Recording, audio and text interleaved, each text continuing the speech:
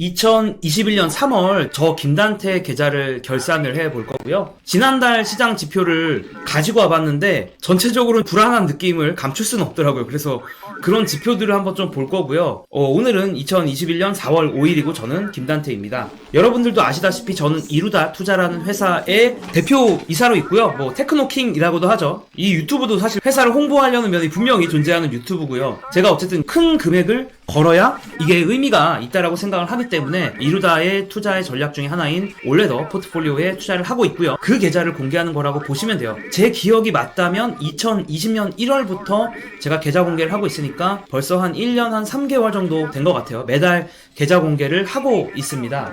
그 전에 이제 시장을 살짝 보시면 3월 8일까지만 해도 하락했다가 다시 좀 상승하는 추세고요. 코스피 같은 경우도 좀 하락을 했었는데 다시 상승하는 추세. 그리고 환율도 3월보다는 4월이 찔끔 올랐어요. 그래서 조금 분위기가 바뀌는 그런 추세가 있고요. 계좌 공개 바로 할게요. 지난달에 달러 기준으로 96만 7천 달러였는데 이번 달에 3월 기준으로 95만 8천 달러가 되었습니다. 그래서 8,300달러 정도 손해가 났고요. 이 계좌는 참고로 4월 1일 기준입니다. 캡처한 시간이. 이루다 같은 경우는 기본 수수료를 아예 제로로 바꿔버렸어요. 프로모션 같은 형태라고 보시면 될 것 같습니다. 내년 말까지는 수수료를 받지 않을 예정입니다. 이거는 거래 내역인데 배당금 같은 게 들어오면 여기 찍히거든요. 그래서 3월 29일부터는 이렇게 배당금도 들어왔는데 참고로 이 배당금은 주식으로도 들어오고 채권도 들어와요. 이 채권에서 들어오는 배당금은 일반적으로는 쿠폰 이자인데 어떤 채권들은 쿠폰 이자가 아닌 경우도 간혹 있긴 해요. 그리고 여기 보시면은 이루다 투자에서 수수료 제로를 하기로 선언을 하면서 지금까지 받았던 수수료도 모두 돌려줬어요. 저도 한 명의 고객이기 때문에 저도 수수료를 냈고 제가 낸 수수료를 모두 돌려받는 과정에서 생긴 입금이니까 오해가 없으셨으면 좋겠습니다. 이제 이것도 이제 입금이 되면서 다시 포트폴리오에 들어왔다라고 보시면 될 것 같고요. 그리고 원화 기준으로 보면 지난달 2월 말 기준으로는 10억 7천만 원이었는데 이번 달 3월이 지나가고 나서는 10억 8천6백만 원이 됐고요. 역시 4월 1일 기준으로 캡처를 했습니다. 원화 기준으로는 1,470만 원 정도 수익이 났죠. 그래서 3월 수익금과 수익률을 한번 보면 달러는 손해가 났는데 원화로는 수익이 났습니다. 왜 이러냐? 환율이 올라서 그래요. 달러가 마이너스인데 어떻게 원화가 플러스가 되지라고 하면은 전체 자금에 환율이 적용되기 때문에 환율의 효과가 포트폴리오에 미치는 영향이 크기 때문에 그렇습니다. 그래서 달러랑 원화가 다르게 보이는 거고요. 궁금하신 분들은 이걸 엑셀로 한번 좀 해보시면 감이 좀 오실 거예요. 전체 기간 한번 결산해 볼게요. 왜냐면 우리가 포트폴리오를 투자할 때 한 달, 두 달 혹은 1년 이렇게 보는 게 금융시장에서 봤을 때는 되게 의미가 없는 경우도 많습니다. 그렇기 때문에 저는 그래도 의미 있는 기간이 되려면 3년 혹은 5년 이렇게는 봐야지 이제 그 투자 성과를 어느 정도 볼 수 있다고 생각을 하는데요. 올레더 같은 경우는 제 개인 돈으로 시작한 게 2018년 12월이고 현재 지금 2020년 3월 말이 됐으니까 이게 한 20 몇 개월 정도 됐죠. 2년 조금 넘었죠. 그리고 발생 누적 수익금을 보면 2억 3,700만원, 발생 누적 수익률은 29.86%인데 내부 수익률이 조금 더 의미가 있는 데이터라고 생각을 해요.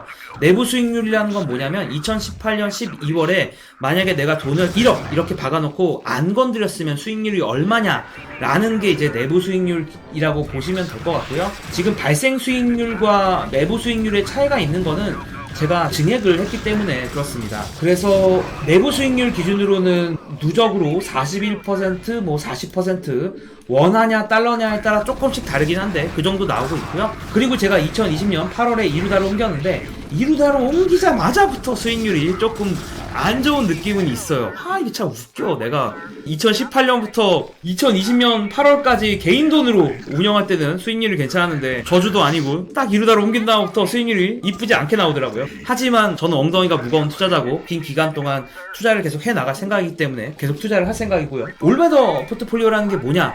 제가 지금 투자하고 있는 방식이 올웨더 포트폴리오이고 또 이루다 투자 1임에서 메인으로 하는 전략 중에 하나인데, 단순하게는 자산 배분 투자법 중에 하나라고 생각하시면 돼요. 자산 배분 투자법은 사실 되게 다양하게 있는데, 일반적으로 우리가 아는 투자법은 지역적이고 집중 투자를 많이들 하거든요. 예를 들면 그게 삼성전자일 수도 있고 테슬라일 수도 있는데, 거기서 조금 더 벗어나서 주식시장 전체에도 투자를 할 수가 있고요. 그런데 주식시장 전체를 벗어나서 특정 국가에도 투자를 할 수가 있고, 국가의 빈문서, 이걸 채권이라고 하죠. 뭐 실물 자산에도 투자를 할 수가 있는데, 이런 것들 다 섞어서 하는 투자법을 올레더 포트폴리오라고 합니다. 물론 이걸 설명하자면 엄청 길죠. 그래서 자세한 설명은 고정 댓글을 조금 더 보셔도 좋을 것 같고요. 기본적인 컨셉은 뭐냐면, 앞으로 미래에 기대보다 큰 성장이 올지 안 올지, 그리고 인플레이션이 올지 안 올지 모르겠다라는 가정으로 하고 있는 투자입니다. 그래서 인플레이션이 오는 거에도 베팅을 하고 인플레이션이 안 오는 거에도 베팅을 하기 때문에, 얼핏 들으면 아니 이거 양방향에 베팅하는데 수익이 안 나는 거 아니야? 라고 물어보실 수도 있겠지만, 자본시장에는 리스크 프리미엄이라는 게 존재하기 때문에 그 리스크 프리미엄을 아주 높은 확률로 계속 먹어나가는 전략이라고 생각을 하시면 됩니다. 그럼 리스크 프리미엄이 뭐냐? 가격이 막 흔들리니까 사람들이 투자하기 무서워해서 시장에서 거래되는 가치가 장기적으로 봤을 때 가격이 더 낮아요. 거기서 발생하는 그 차이를 리스크 프리미엄이라고 합니다. 그래서 앞으로 무슨 일이 생길지 모르겠다라는 가정으로 투자를 하고 있는 거예요. 제 유튜브를 한 편만 보시는 게 아니고 쭉 보시면 아시겠지만, 다양한 시나리오가 가능했을 때는 어느 한 방향에 극단적으로 베팅을 하는 게 위험하니까 오히려 이렇게 양방향에 베팅을 하는 안전한 전략도 있다라는 게 저의 생각이고, 또 그렇게 투자를 하고 있는 거라고 보시면 될 것 같아요. 그래서 일반적으로 자산 배분 투자를 하면 주식 투자를 많이 하시는데, 주식 투자만 할 때 근본적인 문제가 뭐냐면, 특정 국가의 주식은 장기간 고점을 회복 못하는 경우가 있어요. 이게 바로 브릿지워터에서 2019년에 나온 보고서긴 한데, 본전 찾기까지가 최악의 경우에 얼마나 걸리냐, 이렇게 러시아처럼 아예 본전을 못 찾는 경우도 있고요. 프랑스 15년 걸렸고, 대만도 원래 29년 정도 걸렸었는데 아시겠지만 본전을 되찾고 날아가고 있죠. 뉴질랜드도 32년 걸렸고, 일본은 고점을 못 찾았고요. 그러니까 많은 사람들이 일본의 잃어버린 30년만 기억을 하지만, 사실 엄밀히 말하면 대부분의 국가가 10년 이상 본전을 못 찾은 경험이 너무나도 많습니다. 20년 이상 본전을 되찾지 못한 경우가 되게 많아요. 그러니까 여러분들이 특정 국가에 집중 투자를 한다는 건 그만큼의 엄청난 리스크를 안고 가신다는 거예요. 그거를 인지를 하셔야 되는 거고, 미국조차 대공황 때는 16년 동안 고점을 회복하지 못하기도 했었고요. 멀리 갈 필요 없죠. 최근에 S&P 주가 지수인데요, 여러분들이 4천을 넘은 거를 보셔야 되는 게 아니고 요걸 봐야죠. 2000년도에 투자했으면 본전을 2007년에 되찾는 것 같다가 되찾지 못하고 다시 요쯤 가야지 2000년대 고점을 되찾습니다. 그러니까 요때도 10년 정도 기간 가장 대표적인 주가 지수가 횡보를 한 거죠. 이렇게 한 번 돌파할 것 같은데 돌파 못하고 두 번째 돼서야 돌파하는 이런 상황도 얼마든지 벌어진다는 겁니다. 그러다 보니까 원자재를 이제 섞는 식의 투자를 하시는 분들도 되게 많고요.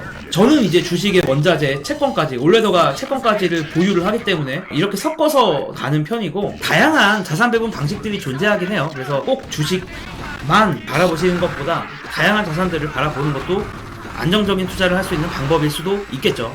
근데 이제 채권에 대해서는 부정적으로 바라보시는 분들이 되게 많은 것 같아요. 두 가지인 것 같은데, 채권 금리가 너무 낮다라는 거고, 이건 레이 달려도 뭐 그런 얘기를 많이 하고 있죠. 그 다음에 금리 상승에 대한 걱정이 또 하나가 있는 것 같은데, 꼭 10년물이 아니더라도 대부분의 채권 금리가 상승하다 보니까 인플레이션이 오는 거 아니냐, 뭐 이런 걱정들을 많이 하면서, 야 그럼 더더욱 채권을 담으면 안 되겠네, 뭐 이런 말씀들을 많이 하십니다. 근데 이제 제가 드리고 싶은 말씀은, 자산 배분을 하시면, 특히 올레더 같은 투자를 하시는 분들 입장에서는 늘 마음에 안 드는 자산이 존재할 수밖에 없다라는 얘기예요. 무슨 얘기냐면, 내가 시장에 대해서 어떤 직관을 가지고 있다면, 여러분들이 만약에 인플레를 예상하신다면 당연히 디플레에 대비하는 자산은 별로죠. 인플레가 내가 보기에 올 것 같은데. 그리고 만약에 경기 상승에 베팅하는 사람이라면 경기 상승에 베팅하지 않는 자산들은 되게 별로일 수밖에 없는 건데, 내 직관에 맞춰서 투자하는 게 과연 맞는